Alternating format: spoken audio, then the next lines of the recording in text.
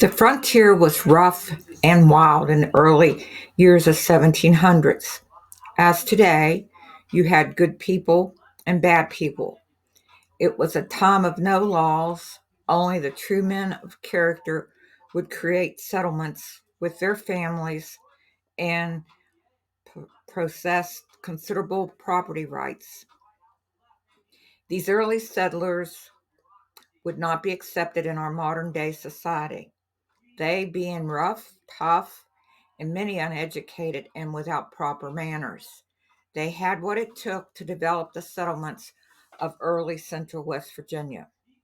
Just picture coming to a place unknown and unsettled.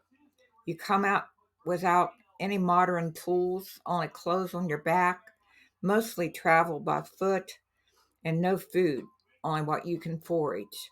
No real direction. Encounter wild animals, Indians, and other obstacles. Have you ever been lost in the woods? This is probably what the settlers felt most of the time.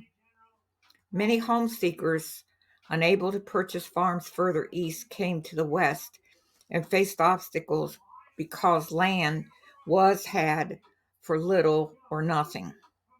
Many only had to cut their initials on some trees, cut some saplings, plant corn, and this secured the right to 400 acres of land. A law of Virginia provided that a settler who planted a corn patch might have 100 acres of land for each acre in his patch.